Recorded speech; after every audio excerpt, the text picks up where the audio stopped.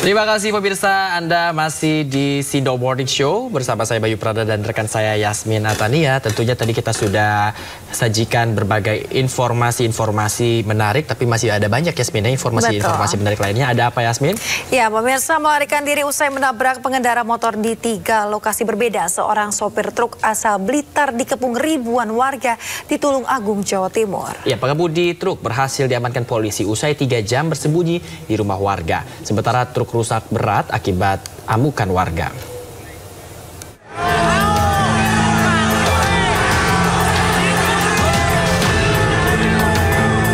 Truk yang dikemudikan Joko Setiono, warga Ponggo, Kabupaten Blitar ini menjadi sasaran amuk massa di Desa Gandong, Kecamatan Bandung, Tulung Agung, Jawa Timur pada Kamis malam. Kemarahan massa dipicu akibat ulah sopir truk yang kabur usai terlibat kecelakaan lalu lintas di 3 lokasi yang berbeda. Kejadian bermula ketika truk yang dikemudikan Joko Setiono menabrak seorang pengendara motor di jalan raya masuk desa Wates Kroyo, Kecamatan Besuki. Namun bukannya berhenti, sopir truk justru melarikan diri. Pada saat kabur tersebut, truk kembali menyerempet sebuah mobil di desa Bandung, Kecamatan Bandung. Tak berhenti sampai di situ, truk yang terus melaju ke arah utara kemudian kembali menabrak seorang pengendara motor di jalan raya masuk desa Suruhan Lor, Kecamatan Bandung, dan sopir truk terus kabur. Ketika banyak warga yang mengejar, sopir truk memarkir truknya dan bersembunyi di salah satu rumah warga di desa Gandong, Kecamatan Bandung. Mengetahui hal tersebut, massa yang geram mengepung rumah tersebut. Hampir 3 jam bersembunyi dan nyaris menjadi sasaran amukan massa, sopir truk diamankan polisi. Sopir tersebut jangan sampai ada amuk massa. Alhamdulillah dengan kekuatan dari unsur Sabara, dari Pak Kasat Lantas juga hadir, Kasat Sabara juga hadir, mengamankan, kemudian pelaku bisa kita evakuasi. Saat ini sudah kita bawa ke Polres Tulung Agung, baik itu kendaraan truk dan tersangkanya sudah kita amankan di Polres Tulung Agung. Sementara itu, korban yang ditabrak pelaku mengalami luka dan dilarikan ke RSUD Dr. Iskak Tulung Agung. Kasus ini ditangani Unit Penegak Hukum Satlantas Polres Tulung Agung. Dari Tulung Agung, Jawa Timur, Anang Agus Faisal, iNews melaporkan. Ya, pemirsa, seorang pelaku pencurian sepeda motor babak belur dihakimi massa di kawasan Angke Tambora, Jakarta Barat. Ya, pelaku tertangkap usai dijebak oleh korban setelah memposting motornya di Facebook.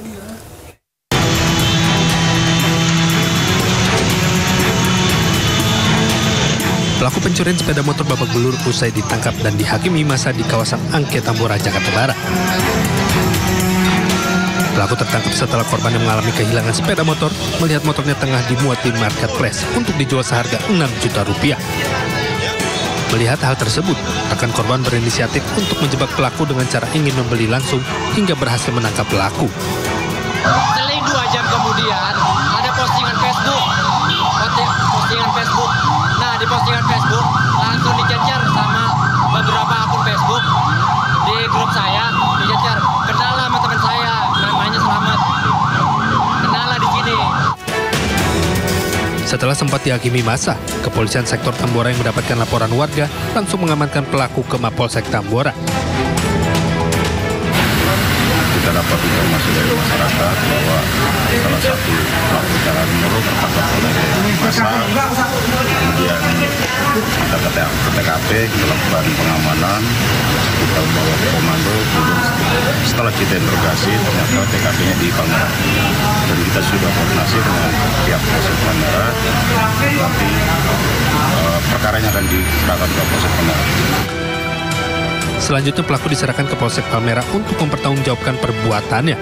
Dari Jakarta, Miftahul Gani, iNews melaporkan. Ya, di Bing ini kerja di Jakarta, seorang remaja perempuan asal Kabupaten Pesisir Selatan, Sumatera Barat menjadi korban perdagangan manusia. Ya, remaja 14 tahun itu ditemukan di sekitar tol Ancol Timur oleh pedagang kopi keliling.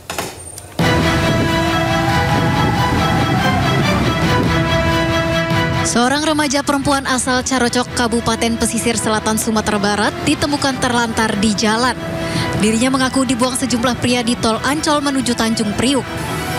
Remaja berusia 14 tahun itu kemudian ditemukan seorang wanita penjual kopi keliling di kawasan Ancol Timur, sedang menangis dan meminta pertolongan. Korban akhirnya dibawa untuk tinggal bersamanya selama 20 hari. Nangis, minta perlindungan sama ibu. Katanya, Bu, minta tolong saya, lindungi saya di rumah ibu. Ya udah, silakan, ibu mah ini kontrak. Sananya mau ikut pulang. Malam-malam ke boncengi, pulang gak ada kopi. Remaja perempuan itu mengaku berangkat dari kampung halaman bersama 59 anak lainnya untuk bekerja di Jakarta. Korban mengaku diminta untuk menemani pria hidung belang di lokalisasi. Dari penjelasan ibu penjual kopi bahwasannya anak ini dibawa dari Padang, Pak. Anak ini dibawa dari Padang sebanyak 59 anak. Semua wanita di bawah umur. Korban yang merupakan yatim piatu dan sulit diajak komunikasi karena mengalami trauma serta tekanan ini kemudian dibawa petugas pelayanan pengawasan pengendalian sosial Sudin Sosial Jakarta Utara ke panti sosial untuk menjalani pembinaan dan perawatan. Dari Jakarta, Rizky Falufi, iNews melaporkan. Ya, inilah perlunya hati-hati ya, walaupun ditawarkan pekerjaan A, pekerjaan B gitu, tetap harus ditelisik terlebih dahulu, tetap harus kritis, kira-kira dijanjikannya misalkan gajinya berapa, lalu pekerjaannya apa, ditempatkan di mana, harus jelas. Karena kan tadi asalnya dari Sumatera Barat ke Jakarta itu membutuhkan waktu yang jauh ya, Bayu, waktu yang lama dan jarak yang jauh. Semoga kasus-kasus serupa ini jikapun ada segera bisa terungkap dan segera tentunya diberikan hukuman setimpal begitu ya. Pasti, Jack. Kemudian ada berita apa lagi, Yasmin, hari ini? Hari ini ada lagi berita informasi lainnya. Polsek Tambora menitipkan 5 bayi yang menjadi korban penjualan manusia di Panti Sosial Cipayung, Jakarta Timur. Aduh, ini kondisi bayi saat ini dalam keadaan yang sehat.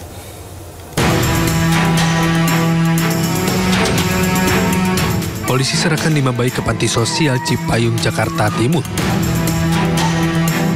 Bayi-bayi ini berusia 3 tahun hingga di bawah 1 tahun. Bayi yang menjadi korban penjualan manusia ini dalam kondisi sehat. Saat ini petugas kepolisian sektor Tambora masih melakukan pemeriksaan terhadap 3 orang pelaku. Sudah diserahkan ke Dinas Sosial di Cipayung biar penanganannya lebih baik. Tapi dipastikan kondisinya sehat gitu, Bang? Alhamdulillah kondisinya sehat. Sebelumnya aparat kepolisian menggerebek sebuah rumah yang diduga dijadikan tempat penjualan bayi. Dari rekaman video amatir yang beredar di lokasi ini adalah sejumlah bayi dan sejumlah orang dewasa yang diduga menjadi pelaku perdagangan bayi. Dari Jakarta, Miftahul Gani, iNews melaporkan. Ya pemirsa, setelah itu Satuan Reserse Kriminal Polres Purwakarta menangkap ibu muda yang membuang bayinya sehabis melahirkan. Ya, tersangka nekat membuang bayinya karena malu melahirkan di luar nikah.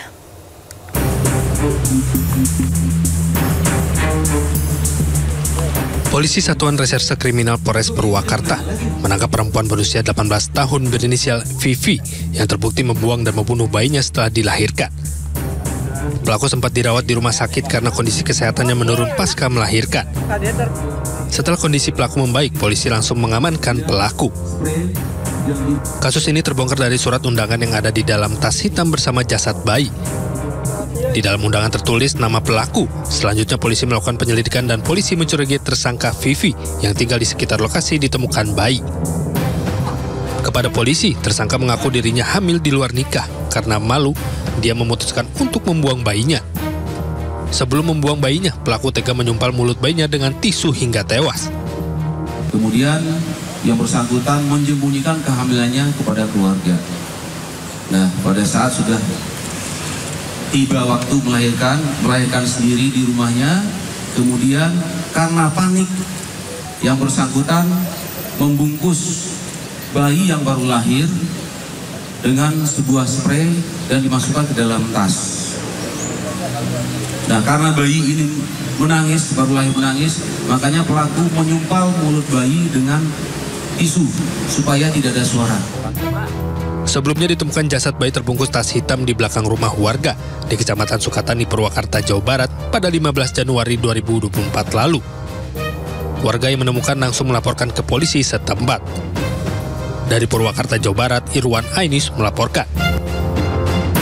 Aduh, miris sekali lihatnya ya. Anak bayi tidak berdosa tapi sudah dibuang tanpa tanggung jawab dari orang tuanya. Ya, itu butuhnya apa ya namanya, pengamanan atau antisipasi juga bagi para anak muda yang dilakukan oleh mungkin orang lebih dewasa, lebih dibimbing lagi mana jalan yang baik ataupun tidak, karena sekarang kan faktornya banyak ya Bayu. Dari media sosial bisa, pengaruh-pengaruh film-film dewasa mungkin dan lain sebagainya. Semoga kejadian serupa tidak terulang kembali, kan ini sering kali terjadi Bayu. Betul, pentingnya belajar akhlak ya, agar mengerti bahwa tanggung jawab itu sangat penting ya dalam perbuatan apapun itu. Ketika kita berani berbuat apapun itu lagi, tadi apapun itu benar ya, kita juga harus mengetahui dan juga berani bertanggung jawab dalam apapun yang kita lakukan. Kembali lagi. Kemudian pemirsa, kita ke informasi lainnya. Petugas Sudin Damkar Jakarta Timur ini berhasil melepaskan borgol yang terkunci di tangan 2 siswi SMP di kawasan Cibubur, Kecamatan Ciracas, Jakarta Timur. Ya, borgol terkunci di tangan pelajar saat dimainkan oleh kedua pelajar tersebut.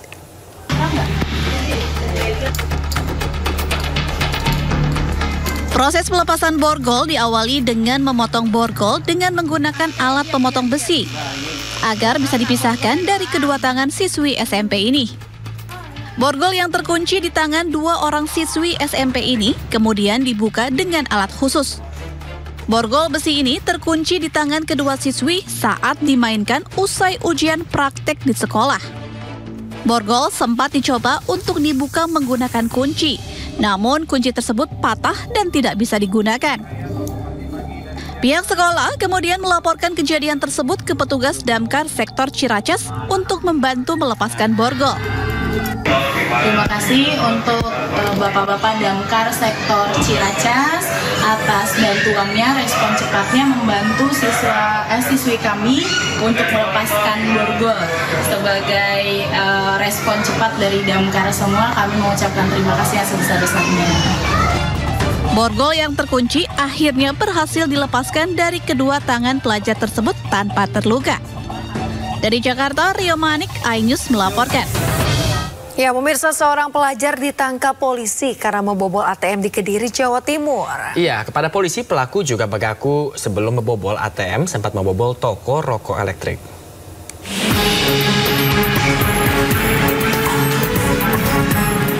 Mesin ATM yang terletak di Jalan Imam Bahri, Kota Kediri, Jawa Timur ditemukan rusak parah setelah berusaha dibobol pencuri. Pelaku berhasil diringkus oleh Satreskrim Polres Kediri Kota.